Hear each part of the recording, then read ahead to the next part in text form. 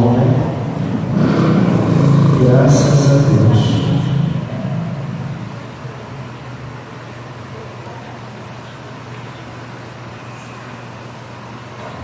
Agora nós iremos passar para a última parte, que é a lição de número 13, uma carta de lágrimas.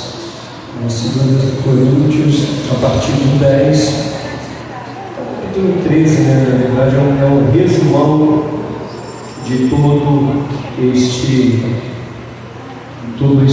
capítulo, desses 3 capítulos. Está transmitindo, cara? Está transmitindo já? Então, no finalzinho, vai embora, não, porque eu preciso dar um recado. E é um recado muito importante deixei para o final. E não pode ser transmitido esse recado, vocês vão entender o porquê que não pode ser transmitido.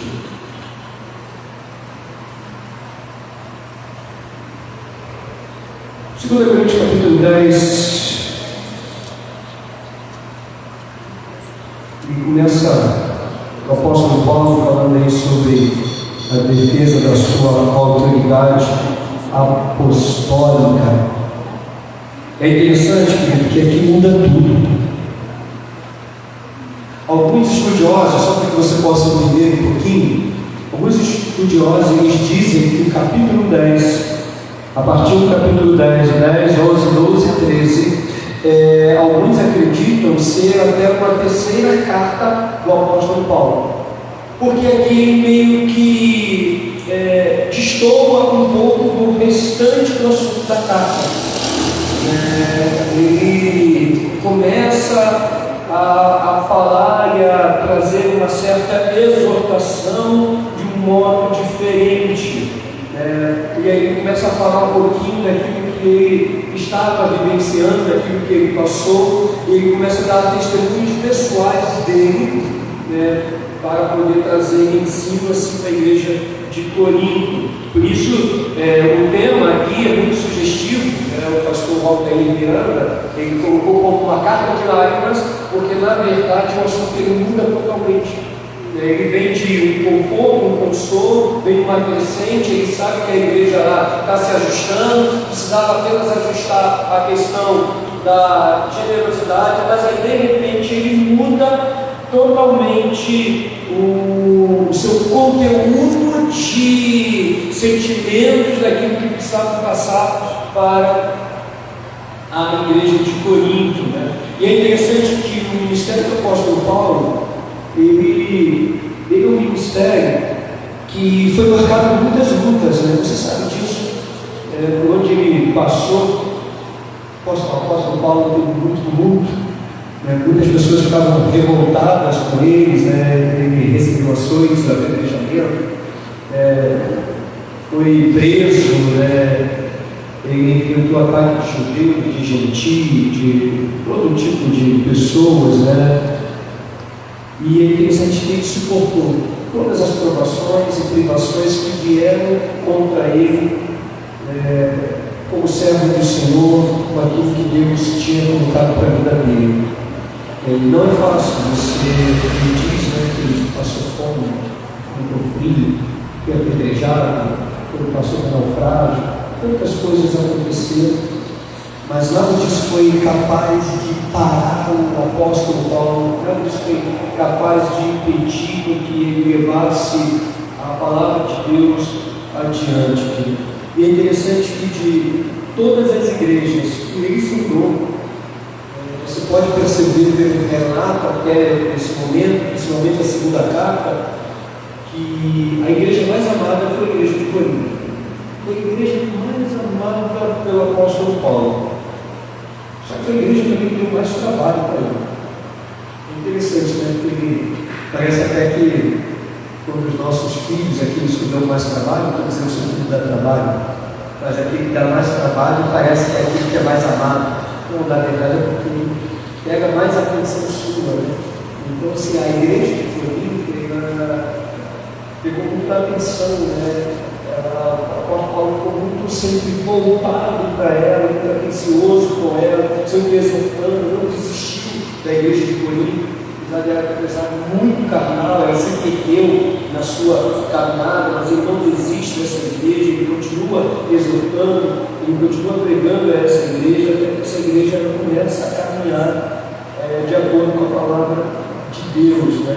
Só que chega aqui no partido 10, é interessante que o apóstolo Paulo, ele começa a defender, a não se defender pessoalmente, mas ele começa a defender o seu ministério. E aí ele muda completamente o seu estilo, né? Dos outros capítulos, né? Então, assim, o que nós conseguimos entender nesse momento, a nossa compreensão, é que o apóstolo Paulo, a partir do capítulo 10, não é que ele está escrevendo para toda a igreja, para toda a igreja. Mas na igreja de Corinto ainda existia um grupo pequeno, você vai ver isso ao longo da lição, que vai falar também sobre os falsos pastores e falsos mestres. Existia um grupo pequeno que era uma oposição ao apóstolo Paulo. Um grupo pequeno.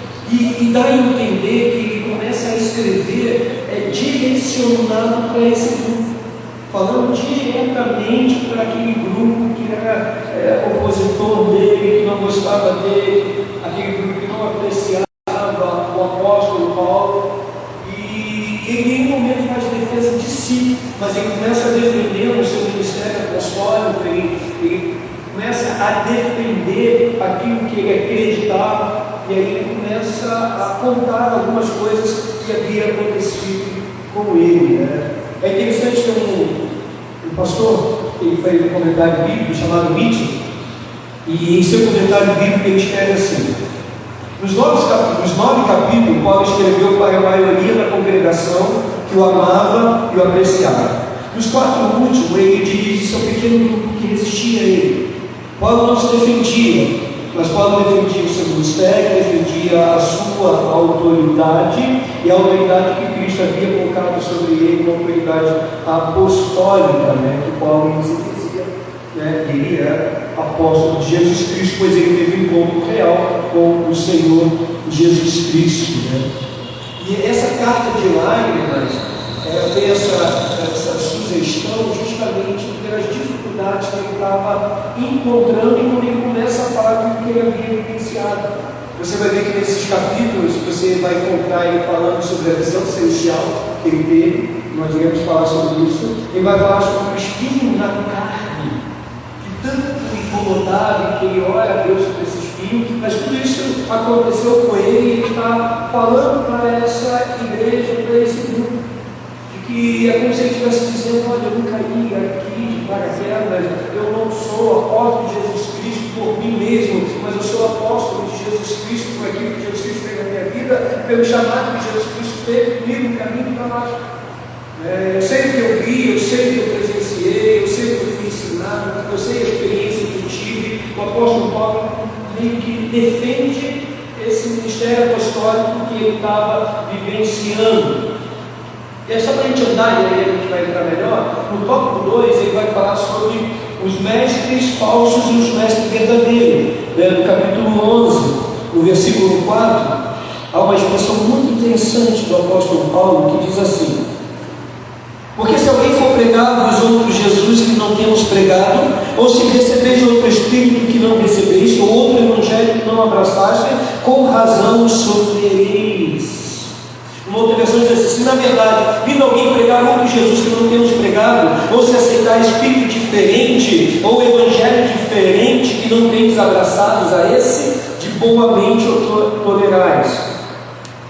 Querida igreja de Corinto, esse pequeno grupo ele começou a ser tolerante, começou a receber falsos mestres, falsos apóstolos, e esses falsos apóstolos eles estavam trazendo um evangelho diferente. Eles estavam trazendo na sua bagagem um evangelho que não era o evangelho de Jesus Cristo. O Jesus dos falsos apóstolos não era o mesmo Jesus da Bíblia. O Jesus de falsos pastores, de falsos mestres, ele não é o mesmo Jesus que nós pregamos.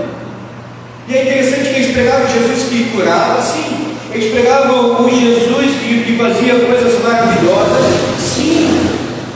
Mas eles não pregavam o Jesus crucificado. O Jesus que veio nessa terra, que sofreu, que morreu e que ressuscitou ao terceiro dia. O Jesus que experimentou sim momentos de fraqueza, e eu digo fraqueza essa, não é aquela fraqueza que nós imaginamos que ele poderia pecar, não, mas a fraqueza como nós, quando ele diz lá no Getsemane, Senhor, se for possível, passa de mim esse cálice.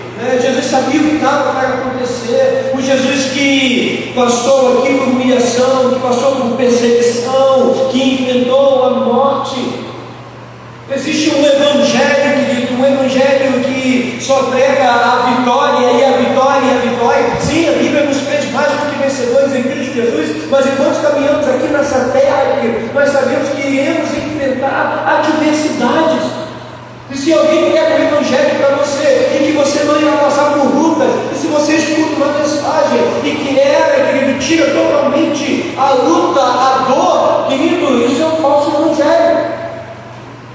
Isso não é de Deus, isso não é bíblico, isso são coisas motivacionais para te levar a viver pela sua emoção e não pela sua fé. E é interessante que esse Jesus que falsos mestres e falsos pastores, os que estavam ali na igreja de Corinto, e que a igreja de Corinto recebeu esse povo, esse Jesus que eles pregam, tem muita gente pregando hoje. Tem muita gente pregando hoje, e parece um Jesus assim, mas esse Jesus é o Jesus da glória, do poder, é o Jesus da vitória, esse Jesus aqui é o Jesus que eu quero. Aquele Jesus que ficam falando que ele sofreu, que ele morreu, que ele levou chibatada, não, esse Jesus não quer não. Aquele Jesus que foi ali, que passou 40 dias, com fome no deserto, foi tentado por Satanás, aquele Jesus que chorou, não, esse Jesus não quer não. Aquele Jesus que estava lá descendo, ali, cabisbaixo, parecia que estava deprimido, não dizendo que Jesus estava deprimido não, tá? Parecia que estava deprimido, parecia que estava... esse Jesus não quer não, aquele Jesus vitorioso. Eu só quero esse Jesus vitorioso. Mas não é o Jesus verdadeiro. Jesus é vitorioso, sim. Mas a centralidade da palavra de Deus, a centralidade da Bíblia, não está nos milagres de Jesus. Não, querido, a centralidade da Bíblia está na morte vicária substitutiva de Jesus Cristo naquela cruz. Essa é a centralidade da Bíblia, onde Jesus morre em nosso lugar, em nosso favor, querido, enfrenta a morte, desce a sepultura desse mundo, mas ressurge, ele vence a morte para que eu e você pudéssemos ter a vida eterna. Essa é a centralidade da Bíblia, essa é a centralidade da palavra de Deus. Não ênfase em prosperidade, não ênfase em curas e milagres, não, mas em sacrifício, em abnegação, sim, em sofrimento, em passar por dores. Essa é a centralidade da palavra de Deus. É um Jesus que sofreu, querido. Pastor, mas então aqui nessa terra eu vou passar a minha vida toda sofrendo? Não sei. Eu não tenho essa resposta, pastor. E aí? Não poderia ser um pouquinho melhor? Querido, eu sei que está preparado. Lá é melhor do que a gente está vivendo aqui. Então a gente tem que viver pela promessa de lá. Não pelas promessas aqui. Pastor, mas Jesus é dono do ouro, da prata, esse é muito de tudo.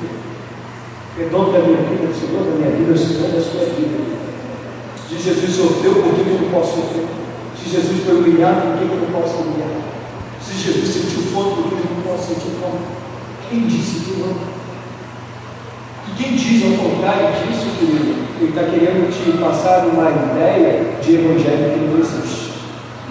Não existe a possibilidade de um ser humano passar nessa terra e não passar pelas dores dessa terra, porque essa terra é uma terra de Deus. E quem causou isso tudo? O pecado. O pecado entrou na vida terrena, na vida do homem e trouxe dores. E somente Jesus Cristo naquela cruz que pôde dar um final a essa dor, quando ele se entrega por cada um de nós. Esse é o Evangelho. É interessante que o verso de número 4 do capítulo 11, o verso de número 4 vai dizer que se este for pregar, vos outros evangelhos que não temos pregado. Sabe o que isso está significando? Que ele vai falar também sobre recebeis outro Espírito que não recebeis. Quem prega um outro evangelho, que não é o evangelho centrado na palavra de Deus, que eles estão pregando sobre debaixo da autoridade de qualquer outro Espírito, mas não o Espírito Santo. Talvez, eu não estou dizendo que é Espírito maligno, não. Talvez o Espírito próprio dele mesmo, a própria mente humana, se enganando. Porque nós precisamos ter discernimento para entender que como uma palavra ela vem de Deus, e uma palavra vindo de Deus para a nossa vida, ela vai passar pelas Escrituras Sagradas, querido. O texto vai dizer que eles pregavam um outro evangelho, querido. Só existe um evangelho da cruz, um evangelho da graça, um evangelho do favor imerecido de Deus, um evangelho que prega contra o pecado, que prega arrependimento, querido. Esse é o evangelho que glorifica a Deus, o evangelho que nos conduz para uma vida santificada em Jesus Cristo, querido. O evangelho que exalta a Deus e que, querido, glorifica somente a Jesus Cristo, querido. E que para o homem, querido, sobra duas coisas, querido: arrependimento e fé. Porque a nossa atitude é se arrepender dos nossos pecados e fé em Jesus Cristo, que Ele veio, viveu, morreu e ressuscitou e é Senhor de nossas vidas. Esse é o Evangelho. Só que os falsos pastores, os falsos mestres, os falsos apóstolos, eles apresentam uma nova versão do Evangelho. E isso que me nada. A própria palavra de Deus vai dizer, o próprio apóstolo Paulo, mais à frente, nos Gálatas, por exemplo, isso é nada. Olha, você vai aparecer um anjo, vai aparecer um ser celestial na sua frente, e vai lá, eu tenho um outro evangelho para você. Isso é maldição, isso é maldito. Então, meus irmãos, tome cuidado com o evangelho que você ouve, porque só existe um evangelho, que é o evangelho de Jesus Cristo. É o evangelho da cruz. É o evangelho que prega arrependimento. É o evangelho que prega contra o pecado. É esse evangelho. Mas iremos sofrer por esse evangelho. E para longe de nós. Tem muita gente está sofrendo. Nós iremos pagar o preço por esse evangelho. Mas a recompensa é maravilhosa. A recompensa é tremenda. Então, deixa eu falar uma coisa para você, do fundo do coração. Duas frases que eu gosto muito. Uma do pastor Felipe Wilson, que ele diz assim: gente, a eternidade é tempo demais para ser negociada. Ou seja, querido, irmão, negocie sua eternidade por coisas fúteis desse tempo. Né? E qual é a outra frase, querido? A outra frase é no Campeão, para você ler, eu escutei essa semana. Essa é um pouquinho mais engraçada, para você ler um pouco filósofo. Essa é um pouquinho mais engraçada, mas tem muito fundamento. Ele disse assim: o pobre, ele já passa a vida toda na terra sofrendo. Querido. Aí quando vai para a eternidade, vai para o inferno sofrer, ele tem que ser inteligente, vai para o céu, já basta sofrer aqui na terra. Mas na verdade, já basta sofrer aqui, vai sofrer no inferno, né? Tem que ser inteligente, vai para o céu, que aí acabou o sofrimento. Não tem choro, não tem dor, não tem nada. Tem que ser inteligente. Mas olha aqui, a eternidade é algo maravilhoso. Não negocia ela com outro evangelho falso. O último tópico, o terceiro tópico, ele vai falar sobre o encontro de Jesus, né? O encontro com Jesus é a base da autoridade do apóstolo Paulo. No capítulo 12, né, ele começa a descrever esse encontro maravilhoso que ele teve. E é interessante que ele vai falar sobre algo que havia acontecido com ele há 14 anos atrás. E o apóstolo Paulo, ele fala numa terceira pessoa, ele está falando dele mesmo, mas ele não quer pegar glória para si. E aí ele começa a falar e escrever como se fosse uma outra pessoa, mas ele está falando de si próprio. Ele diz assim, capítulo 12, 2 Coríntios, capítulo 12, verso 2: conheço um homem em Cristo que há 14 anos foi arrebatado até o terceiro céu, se no corpo ou fora do corpo, não sei, Deus o sabe. E aí ele começa a contar uma experiência que ele teve tremenda com Deus, onde ele diz que ele foi arrebatado e ele não sabia se era o corpo dele que estava lá, se não era, se Deus falou ele em espírito. Ele falou, eu não sei como é que foi, eu não sei dessa maneira, se eu estava lá com o meu corpo, se era só o meu espírito, eu sei que eu fui, eu sei o que eu vi, eu sei o que eu presenciei, eu sei o que eu ouvi, das coisas maravilhosas que não podem ser, né, nesse momento passado para os homens. O apóstolo Paulo ele tem uma visão maravilhosa, porque assim como João, naquela ilha de Patmos, que foi arrebatado em espírito, tem uma visão maravilhosa dos céus, Senhor.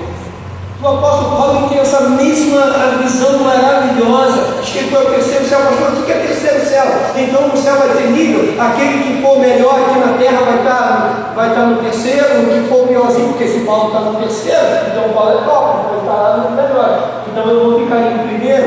Não, querido, não é nada disso não. Ele fala do terceiro céu por conta da visão que ele estava tendo, porque naquele tempo que ele estava no primeiro céu, esse céu que nós estamos vendo, o céu das nuvens. O segundo céu é o céu das estrelas, aquele céu que a gente não consegue ver o infinito. E o terceiro céu, ele fala sobre o céu celestial, porque dava essa ideia de que estava sobre tudo isso, o céu de estava, mas dava essa ideia que estava sobre tudo isso, o céu celestial, a morada preparada para cada um de nós.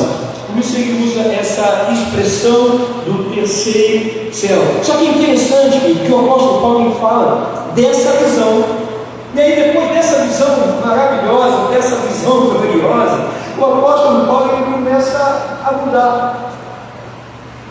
Aí ele vai começar a falar sobre o sofrimento dele, a partir do verso de número 7 ao verso 10. E aí ele diz assim, verso 7: e para que não me exaltasse pelas excelências das revelações, foi-me dado um espinho na carne, a saber, o mensageiro de Satanás, para me esbofetear, a fim de não me exaltar. Sabe o que ele está dizendo? Ele está dizendo assim: Deus me levou em cima, Deus me colocou lá, eu enxerguei, eu vi coisas maravilhosas. E quando eu saí de lá, Deus colocou em mim um espinho na carne. Sabe para quê? Para que eu não me orgulhasse, para que o orgulho não subisse ao meu coração, para que a vaidade não subisse ao meu coração. E ele diz: olha, o mensageiro de Satanás me batia na carne toda, ele está dizendo, me batia, me esbofeteava, me batia todos os dias. Não está dizendo que ele apanhava lá no culto. Ele está dizendo que ele era confrontado por aquilo que ele estava passando. E todos os dias aquele era um confronto sobre a vida dele. Sabe aquela pessoa? Aquele parente que não é crente? Ou aquele parente que faz parte dessas igrejas triunfalistas, que diz que crente não pode sofrer, e se está sofrendo é pecado, os amigos de Jó, e tem alguma coisa errada? Mais ou menos, eu creio, penso eu, que é mais ou menos isso. Sabe quando ele vai na sua casa, fazer aquela visita de domingo, daqui a pouco ele chega na sua casa para almoçar. Aí ele vai e fala assim: pô, mas que miséria, que Deus é esse que você está servindo? Esse Deus não está vendo que você está passando essa dificuldade? Esse Deus não está vendo que você, mas que coisa. É mais ou menos isso. Isso é um confronto à nossa fé. É um confronto aquilo que nós decidimos viver e caminhar sobre a nossa decisão de seguir a Jesus Cristo. É um confronto. Então, muitas pessoas olham para outros que estão passando dificuldades e começam a jogar isso. Olha, tem alguma coisa errada. Ou é errado com você, ou é errado com esse Deus. Não é possível. Quem nunca sofreu confronto assim? Eu já ouvi várias pessoas que passaram por situações desse tipo. É interessante que a Bíblia nos mostra que depois desse momento de glória do apóstolo Paulo, veio a dor. Sabe que depois do êxodo veio o sofrimento. Ele sai de uma visão celestial do terceiro céu e vai para um espinho na carne. Que contraste. O outro autor, chamado William Wisby, era um dos grandes comentaristas bíblicos deste tempo, do tempo passado. Ele diz assim: que contraste entre as duas experiências do apóstolo. Passou do paraíso à dor, da droga ao sofrimento, provou a bênção de Deus no céu e sentiu os golpes de Satanás na terra. Passou do êxtase para a agonia. Só que quando a gente olha para esse texto, quando a gente olha para esses versos, algumas coisas nos saltam os olhos. E alguns pontos importantes. Primeiro, que o sofrimento é inevitável. O que Paulo está dizendo é que o sofrimento é inevitável. O que ele está falando aqui no capítulo 7, que foi Deus que colocou o mensageiro na carne, tinha um propósito específico para esse mensageiro. E ele diz, olha, para que não ficasse soberbecido com a grandeza das revelações. Ele é como se ele entendesse que aquilo que ele estava sofrendo na carne era para que ele continuasse sendo uma pessoa humilde diante do Senhor. E aí a gente aprende que, olha, não existe vida sem sofrimento, não há vida sem dor, querido. É impossível passar por essa vida sem sofrer. E aí o sofrimento do apóstolo Paulo, ele é físico e ele também é um sofrimento espiritual. Pastor, é espiritual sim, querido, porque esse espinho na carne leva o apóstolo Paulo a experimentar algo que até então ele não havia experimentado. Porque ele é o apóstolo que estava fazendo muitas coisas, muitos milagres acontecendo através da sua vida, testemunhos maravilhosos, Deus respondendo as suas orações, Deus falando diretamente com ele. Só que chega nesse momento quando ele pede algo para si e que ele ora, e ele não ora uma, não ora duas, mas ora 3 vezes. Alguns usam essa palavra que, na verdade, 3 ele orou muitas vezes, só que é colocado 3 vezes para dizer que foi diversas vezes.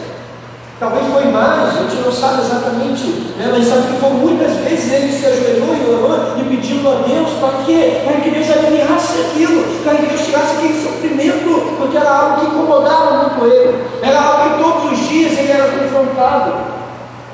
E ele recebe a negação do Senhor, dizendo: não, o que eu já coloquei sobre a sua vida é o suficiente para você. A minha graça te basta. E recebe isso do Senhor. Só que isso que, sobre a oração que ele precisava, era uma negação. Mas isso também veio como um bálsamo para a sua vida. Veio como um entendimento para a sua vida, onde ele entendeu, já tem tudo. Não são as dores e o sofrimento dessa vida terrena que irá tirar tudo de mim, não. E o que é tudo para mim, senão a graça e o favor de Deus sobre a minha vida? E aí, queridos irmãos, nós precisamos olhar para esse texto com carinho e entender, querido, que há propósito sim sobre o sofrimento que nós passamos. Há um propósito divino em cada sofrimento. Pastor, eu não estou sofrendo à toa, não, lógico que não. Eu estou passando pelas lutas à toa, não, lógico que não, querido. Há um propósito divino no sofrimento, querido. Desde o começo dessa carta aqui, o apóstolo Paulo está trazendo isso, querido, sobre as consolações, os instrumentos que foram usados para consolar e abençoar uns aos outros. Nós precisamos entender que na escola da vida, Deus está nos preparando, querido, e nos forjando para abençoar outras pessoas. Então o sofrimento para a nossa vida aqui terrena é a escola que Deus está utilizando para forjar o nosso caráter, para forjar a nossa maturidade, para nos impulsionar a sermos crentes melhores e a levar a palavra dele a outras pessoas. O propósito aqui com o apóstolo Paulo é para que ele, que já era a bênção na vida de muitos, instrumento usado por Deus, não ficasse vaidoso por tudo aquilo que ele viu. Pastor, qual é o propósito do meu sofrimento? Não sei, está em busca dele. Peça ao Senhor. Eu tenho certeza de uma coisa, que quando ele passar, você será um crente, um pai, uma mãe, um irmão, você será uma pessoa muito melhor, porque Deus querido. E assim, eu já usei essa frase aqui do pastor Mark Anderson: na escola do Senhor é diferente da escola do mundo. Na escola do mundo, na escola secular, a gente estuda para passar na prova. E Deus não. Deus, ele pega a prova, coloca a gente dentro da prova para ser aprovado. É diferente. Deus já coloca a gente dentro da prova. E em nome de Jesus seremos aprovados sim, querido. Então há um propósito divino, querido. Segundo, querido, é possível, querido, que Deus ele venha revelar o propósito. E a gente falou sobre pedir a Deus para Deus mostrar o propósito. É possível, sim. Deus fez isso com o apóstolo Paulo, Deus fez isso com outros, Deus fez isso com Moisés.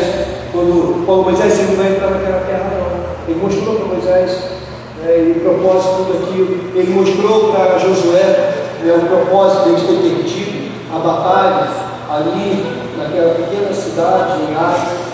O propósito de eles ter perdido, eles ter sofrido, que era pecado escondido. Olha, nós sofremos, vocês perderam, a dor e o sofrimento veio por causa do pecado escondido. Vocês precisam estar mais atentos, vocês precisam se explicar mais. E muitas das vezes Deus pode não revelar. Pastor, eu já pedi a Deus, Deus não me mostrou, Deus não mostrou para Jó. Nós sabemos o que estava acontecendo ali com Jó, porque nós lemos, está revelado para a nossa vida. Mas Jó não sabia. Jó não sabia. A ponto de chegar em determinado momento em que Jó ele faz 16 queixas contra Deus, 16 porquês, e ele começa a perguntar a Deus, por quê? Por quê? Por quê? Por quê? Por quê? Por quê? E aí Deus responde ele com mais de 70 perguntas. Não sei se você já leu esse livro, é maravilhoso. E uma das perguntas que Deus faz é: Jó, você está me indagando essas questões? Onde que você estava, Jó? Quando eu fiz a chuva? Onde você estava, Jó? Quando eu pedi os raios, os trovões? Onde você estava? E aí Deus começa a perguntar: tipo assim, Jó, você está me indagando? E aí eleva a Jó a um entendimento que ele não tinha, e que é revelado para ele, e ele revela no final do Jó, capítulo 42. O sofrimento de Jó não foi revelado para ele durante o seu sofrer, mas no final ele teve uma experiência tremenda, onde ele terminou dizendo: antes eu só te conhecia mas agora meus olhos te veem os meus olhos. O que Jó está dizendo? Antes eu te conhecia, pelo que foi ensinado. Antes eu te conhecia pelo que meus pais falaram. Antes eu te conhecia por tudo isso, pelas leis, mandamentos, tudo isso. Mas agora eu tenho uma experiência. Agora eu senti a tua presença. Agora eu enxerguei você em cada detalhe da minha vida. Isso levou Jó, o sofrimento de Jó levou isso, querido. O que nós precisamos entender, querido, para encerrar, que o sofrimento ele é por breve tempo. O sofrimento ele é por breve tempo, mas existe algo que é eterno, que é o consolo do nosso Deus. Então a dor vai passar, mas o céu jamais irá passar. A caminhada pode ser difícil, querido. O caminho pode ser estreito, os inimigos podem ser muitos, os espinhos na carne podem até fazer você sentir dor, querido, mas a graça de Cristo nos basta. E só espere mais um pouco, querido, porque em breve tempo, querido, estaremos para sempre com o Senhor, no lugar que não haverá choro, não haverá dor, não haverá mais lágrimas, apenas contentamento, pois estaremos para sempre na presença do Senhor Jesus Cristo. Amém, querido? Escolha de pé, querido. Louvado seja o Senhor, querido, pela sua vida, querido. Louvado seja o Senhor pelas dores que nós passamos, querido, e que as dores que nós passamos aqui possam nos levar para perto do Senhor cada vez mais e mais, e que possamos encontrar em Jesus Cristo, querido, a vitória para a nossa vida, porque somos mais do que vencedores, e a vitória nós temos porque a graça de Jesus nos é suficiente, como nós cantamos aqui, maravilhosa graça. Amém? Vamos estar orando mais uma vez? Convidar o irmão Jorge, Diácono Jorge Rodrigues, vem aqui ao microfone. Nós estamos elevando a Deus em oração. Não vai embora, não. Fica aí.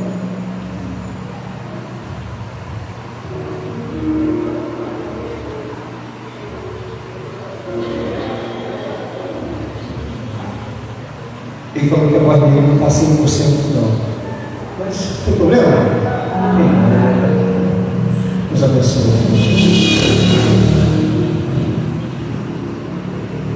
Bendito Deus, eterno Pai, está no céu, nós estamos em Tua presença.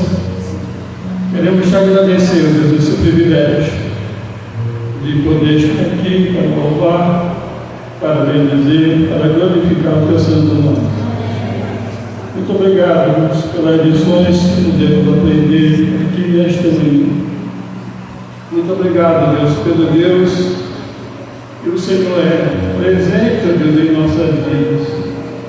E nós queremos te pedir, Deus, para que o Senhor não olhe para nossas fraquezas, para nossas limitações, mas que nos dê, Deus, a cada dia o desejo de estar na Tua casa, o desejo de buscar ter uma verdadeira comunhão com o Senhor, o desejo, Deus, de estar fazendo, Deus, a Sua vontade, o desejo de ser obediente, Deus, ao Senhor em todas as coisas. Sabemos que é difícil a nossa caminhada aqui, mas sabemos também que servimos a um Deus impossível, a um Deus que pode todas as coisas. E por isso, nesta manhã, nós queremos nos colocar nas Tuas santas mãos, para que o Senhor possa continuar nos abençoando, para que o Senhor possa continuar nos usando, Deus, para a Tua honra e para a Tua glória. Fica conosco, Deus. Perdoe, Deus, os nossos pecados.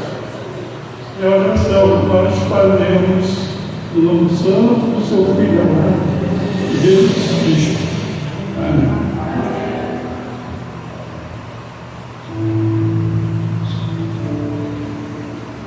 Fica de pé.